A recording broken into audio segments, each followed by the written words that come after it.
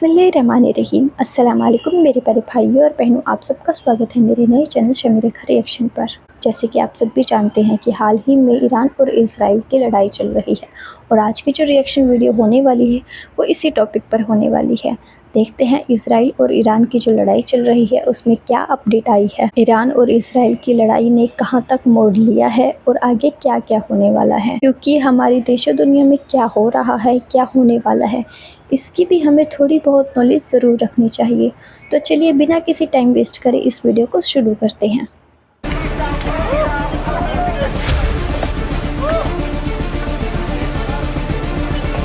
Israel ने सबसे बड़ी गलती कर दी है।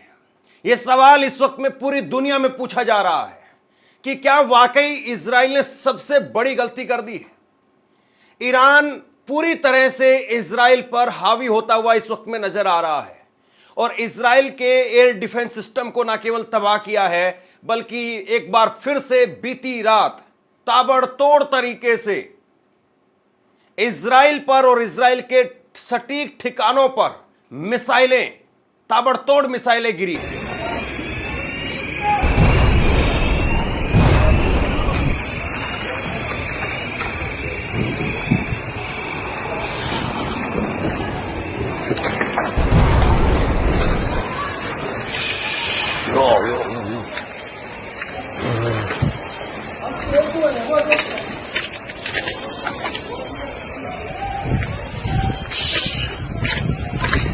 ईरान की बैलिस्टिक मिसाइल वो सीधे निशाना लगा रही है और इजराइल के रहोवोट स्थित वाइजमैन इंस्टीट्यूट ऑफ साइंस पर आज रात ईरानी मिसाइल ने सीधा हमला किया और एक प्रयोगशाला आग लग गई। एक कैंपस का हिस्सा पूरी तरह से क्षतिग्रस्त हो गया।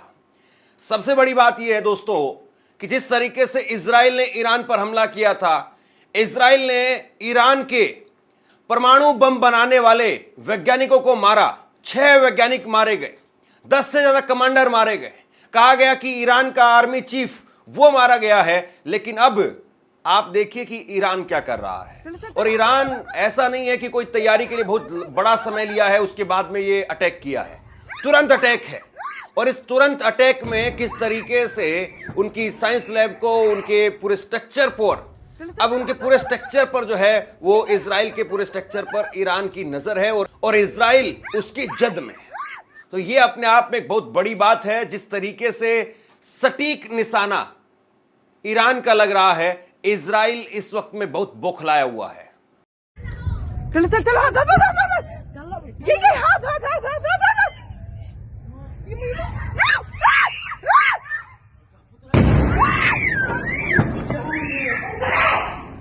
ये तस्वीरें हैं इजराइल के हाइफा बंदरगाह की। हाइफा बंदरगाह पर भी देखिए किस तरीके से ऊपर से बारिश हो रही है, मिसाइलों की बारिश हो रही है। और ये मिसाइल इजराइल पर जो लगातार बढ़ती जा रही है, त्यों त्यों इजराइल के तोते उड़ते जा रहे हैं और इजराइल पूरी दुनिया के सामने एक्सपोज होता जा रहा है। आगे मैं इस खबर में आपको बताने वाला हूं बहुत डिटेल में, लेकिन सबसे पहले अभी जो तस्वीरें निकल करके सामने आई है उसी पर केवल चर्चा कर रहे हैं। हाइफा शहर, वहां पर अगर इस तरीके की मिसाइलें बरस रही हैं तो आप ये मान करके चलिए कि रणनीतिक लिहाज से इजराइल को एक बहुत तगड़ा झटका यहां पर लगता हुआ नजर आ रहा है। बहुत जबरदस्त झटका यहां पर लगता हुआ नजर आ रहा है। हाइफा शहर को आप ये मान सकते हैं कि जैसे भारत में अगर मुंबई के पोर्ट पर, अगर मुंबई बंदरगाह पर अगर इस तरीके से मिसाइलें बरसने लगे और हमको तब उतना नुकसान होगा, उसी तरीके का नुकसान आप ये मान करके चलिए कि इजराइल में इस वक्त में हो रहा है।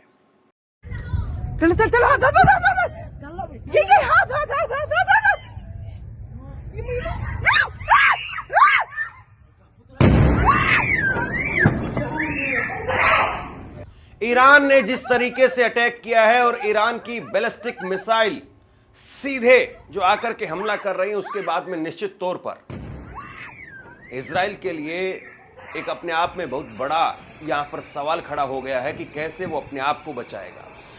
क्योंकि जिस तरीके से यह हमला हो रहा है, और सबसे बड़ी बात यह है कि कल ही मैंने आपको खबर दिखाई थी कि इजराइल के प्रधानमंत्री बेंजामिन नेतन्याहू उनके बारे में चर्चा बहुत गर्म है कि वो देश छोड़ करके जा चुके हैं। ये चर्चा बहुत गर्म है।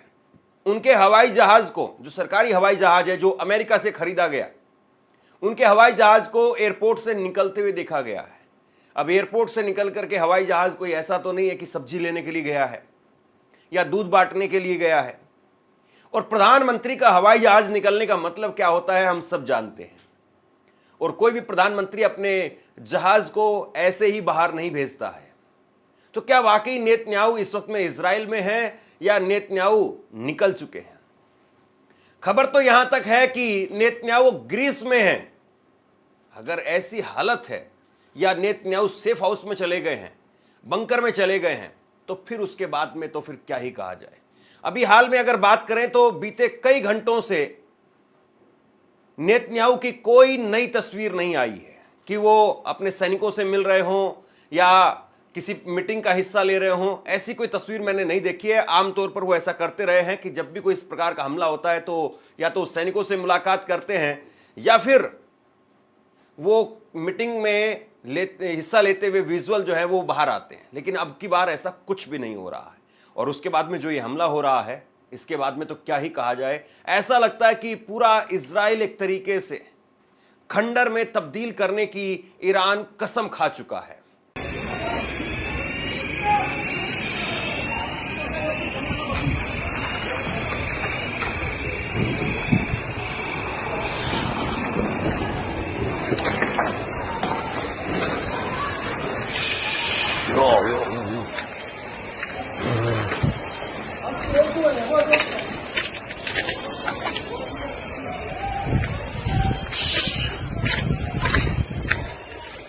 ईरान ने इससे पहले बीती रात करीब 100 बैलिस्टिक मिसाइल और 150 ड्रोन वो इजराइल पर दागे। ऐसा नहीं कि इजराइल मार नहीं कर रहा है। कल इजराइल ने तेहरान के अंदर बड़ा नुकसान किया है। और तेहरान में जिस तरीके से कोहराम मचा, इसके बाद में इजराइल ऐसा लग रहा है कि कहीं ना कहीं अपने नागरिकों को संतुष्ट करने की, उनके हौसला अफजाई के लिए तेहरान में लगातार धमाके करके नुकसान पहुंचाने की कोशिश कर रहा है। लेकिन चर्चा इजराइल की नहीं है, चर्चा ईरान की है। ईरान की चर्चा इस बात के लिए है कि ईरान ने जिस तरीके से धमाका किया है, इसके बाद में इजराइल के लिए बहुत मुश्किल खड़ी हो गई है।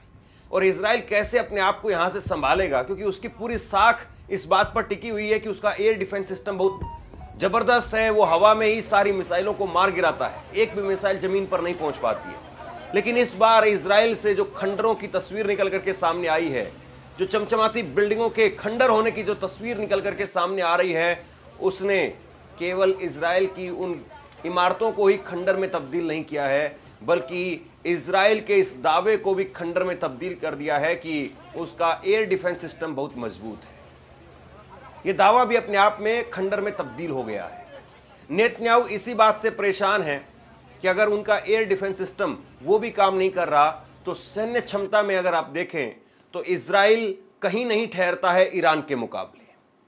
तो अब ऐसे में सवाल यही है कि इजराइल कैसे अपना बचाव करेगा और कैसे नेतन्याहू जो है वो अपनी सरकार को बचाएंगे। क्योंकि इस वक्त में ना केवल पूरी दुनिया में बल्कि उनके खुद के अपने देश में, इजराइल में नेतन्याहू का, बेंजामिन नेतन्याहू का जबरदस्त विरोध हो रहा है।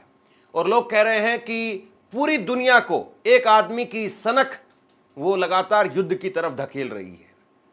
और ऐसे में सबसे बड़ा सवाल यही है कि क्या वाकई ईरान इजराइल पर भारी पड़ सकता है? क्या ईरान इजराइल को तबाह कर देगा? यह इस वक्त में सबसे बड़ा सवाल है।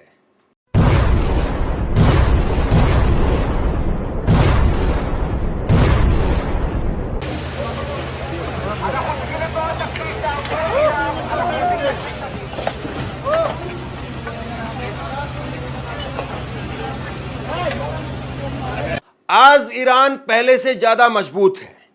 इजराइल नहीं रोक पाएगा ईरान का परमाणु कार्यक्रम, यह भी कहा जा रहा है। ईरान का परमाणु कार्यक्रम दशकों में बना है, यह कुछ चुनिंदा वैज्ञानिकों पर नहीं टिका है। उसी तरह से ईरानी सेना और रिवोल्यूशनरी गार्ड्स भी सिर्फ कुछ वरिष्ठ अधिकारियों पर निर्भर नहीं है कि उनके हटने से पूरी सैन्य संरचना ढह जाए। प्रमुख अधिकारी जैसे chief of staff Mohammad Bagheri और रिवोल्यूशनरी गार्ड्स के कमांडर हुसैन सलामी मारे गए हैं, लेकिन उनकी जगह लेने के लिए नए नेता पहले से भी तैयार हैं। ये सभी उसी व्यापक तंत्र से निकले हैं जिसने ईरान का परमाणु बुनियादी ढांचा खड़ा किया है।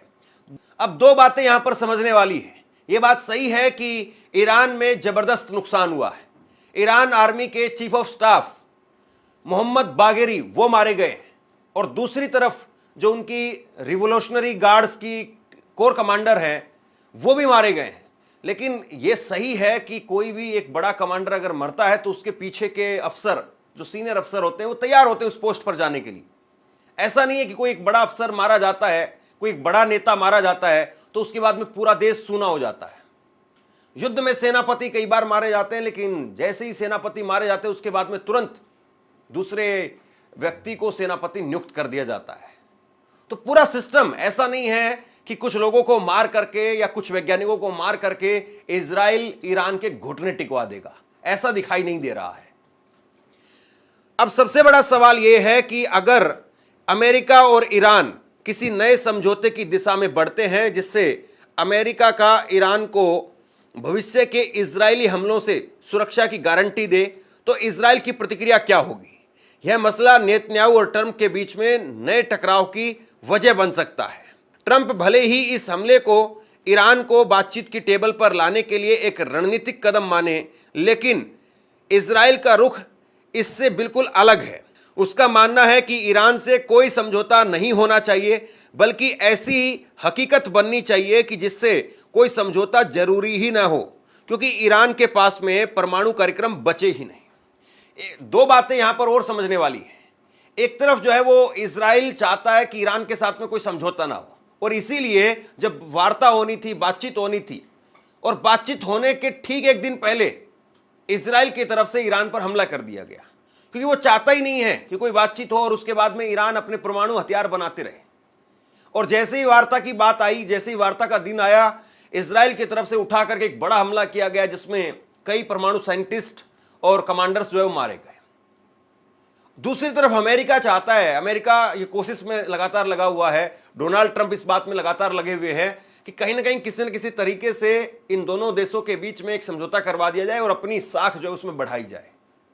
लेकिन इजराइल इस बात को बिल्कुल नहीं चाहता, और इजराइल इस बात में ट्रंप से भी फिर खफा हो सकता है, यह भी कहा जा रहा है। अब तक ईरान की जवाबी कार्रवाई ड्रोन हमलों तक सीमित रही है। उसने इराक की शिया मिलिशियाओं या लेबनान के हिजबुल्लाह को अमेरिका या अरब देशों पर हमला करने के लिए नहीं उकसाया। शायद यह संकेत है कि वह इस टकराव को फिलहाल केवल इजराइल और ईरान के बीच में ही रखना चाहता है, लेकिन अगर हमले बढ़ते हैं या शासन के भीतर अस्थिरता पैदा होती है तो तस्वीर बदल सकती है। इजराइल बहुत कोशिश कर रहा है कि वो सीधे ईरान पर ही अटैक करे, और ईरान पर अटैक करके वहीं पर जो है वो चीज़ों को तितर-बितर कर दे और बाकी पार्टनर्स को इसमें इन्वॉल्व ना होने दे। ये इजराइल की कोशिश है। लेकिन ईरान भी इस वक्त में कम नहीं है, और ईरान जिस तरीके से जवाब दे रहा है, ईरान के जो जवाबी हमले इस वक्त में निकल करके सामने आ रहे हैं, वो बता रहे हैं कि ईरान को कम आंकना वो इजराइल की सबसे बड़ी भूल साबित होगी। इजराइल भी अब तक ऐसे कदम उठा रहा है जो अमेरिका को सीधे युद्ध में न घसीटे। अभी के हमले सिर्फ सैन्य और परमाणु प्रतिष्ठानों पर केंद्रित हैं, नागरिक ढांचों को छोड़ दिया गया है, लेकिन ईरान के भीतर जनता में असंतोष न फैले। इसी तरह इजराइल की नीति अब सिर्फ सैन्य कमांडर्स को निशाना बनाने की रही है, न कि शासन के वरिष्ठ पदाधिकारियों को, यह दिखाने के लिए कि यह गृह युद्ध ईरानी जनता के खिलाफ नहीं है बल्कि उनके सैन्य नेतृत्व के खिलाफ है। कुल मिलाकर के आप इस बात को ऐसे समझिए कि ईरान जो है वो इस वक्त में जो मजबूत हो रहा है, उससे इजराइल के अंदर एक दहशत लगातार पनपती जा रही है। और इजराइल को सबसे बड़ा डर इस बात का है कि कहीं अगर ऐसा हुआ कि उसने अपना परमाणु बम बना लिया तो फिर ईरान किसी के काबू का नहीं रहेगा। हालांकि बहुत लोग ये भी कहते हैं, बहुत सारे विशेषज्ञ ये भी कहते हैं कि उन्होंने अपना परमाणु बम बना लिया है, ईरान अपना परमाणु बम बना चुका है, उसको डिक्लेयर नहीं किया है। लेकिन इजराइल ये मानता है कि नहीं, अभी परमाणु बम पूरा बना नहीं है, और इसीलिए किसी न किसी तरीके से उसको डिस्टर्ब किया जाए, उसके उन ठिकानों पर हमला किया जाए जहां पर परमाणु बम बनाया जा रहा है, उन वैज्ञानिकों को मारा जाए। और इसीलिए बड़ा चुन चुन करके इजराइल उन बिल्डिंगों को लगातार निशाना बना रहा है जहां पर वो साइंटिस्ट रहते हैं। और इस बात में कोई शक नहीं है कि इजराइल ने जिस तरीके से अभी 2 दिन पहले अटैक किया, बिल्कुल एक रिहायशी इलाके में से सिर्फ एक बिल्डिंग को चुन करके टारगेट किया, उसके बाद में पूरी दुनिया में एक मैसेज चला गया कि हां वाकई टेक्नोलॉजी तो है इजराइल के पास में। लेकिन इजराइल इस टेक्नोलॉजी के नाम पर इतना गुमान में था कि उसको इस बात का अंदाजा ही नहीं रहा कि ईरान अगर कहर बरपाने पर आया तो फिर उसके बाद में उसका क्या होगा। और ईरान ने जिस तरीके से कहर बरपाना शुरू किया, ईरान की मिसाइलें जिस तरीके से फिर इजराइल के अलग अलग ठिकानों पर, इजराइल की राजधानी तेल अवीव में जिससे फटने लगी, उसके बाद में पूरी दुनिया देखती रह गई। पूरी दुनिया इस बात को देख करके हैरान है कि इजराइल का एयर डिफेंस सिस्टम आयरन डोम वो कैसे जो है पानी पीता हुआ नजर आ रहा है, घुटने टेकता हुआ नजर आ रहा है। तो कुल मिलाकर के इस वक्त में ये कहा जा सकता है कि ईरान जिसको कमजोर आंकने की गलती इजराइल ने की, वो उस पर भारी पड़ रही है। और इजराइल इस वक्त में अपनी जान बचाने पर लगा हुआ है और ईरान जबरदस्त एक के बाद एक सटीक ताबड़तोड़ हमले और इस खबर पर जैसे ही कोई बड़ा अपडेट निकल करके सामने आएगा, तुरंत आपके सामने लेकर के आऊंगा। इस पूरी अपडेट में जो बात हमें नज़र आई है उससे यही अंदाज़ा लगाया जा सकता है कि ईरान इसराइल से ज़्यादा पावरफुल है।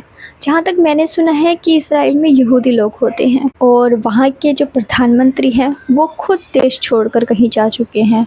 अब ये कितनी बड़ी बात है कि अपने देश को ऐसे ही छोड़कर चला जाना जब वो मुसीबत में हो। अब ईरान इतना पावरफुल देश है, इससे यही अंदाज़ा लगाया जा सकता है कि इसराइल कुछ तो तबाह हो चुका है और जो बचा कुचा है उसके भी बचने के सार नहीं लगते हैं। मुझे अफसोस इस बात का होता है कि जैसे कि 2 देशों के बीच में लड़ाई होती है, बट जो वहाँ के लोग होते हैं, जो मासूम बच्चे होते हैं, उनकी भी जाने जाती हैं। बस उनके लिए थोड़ा सा फील होता है कि हाँ वो बेकसूर लोग इस लड़ाई में मारे जाते हैं। पर जितना जुल्म इजराइल ने फ़िलिस्तीन पर किया है उसके मुकाबले तो इजराइल का बहुत बुरा हाल होना चाहिए। और जबकि ईरान ने ये इरादा कर ही लिया है कि वो अब इजराइल को तबाह करके छोड़ेगा, तो देखते हैं आगे की अपडेट क्या होती है। आपकी इस टॉपिक पर क्या राय है मुझे कमेंट करके ज़रूर बताना। अगर वीडियो अच्छी लगे तो प्लीज़ लाइक कर देना, कमेंट कर देना, शेयर कर देना। चैनल पर नए हो तो सब्सक्राइब कर लेना। और आप सब अपना ख्याल रखिए, खुश रहिए। बाय बाय, टेक केयर, अल्लाह हाफिज़।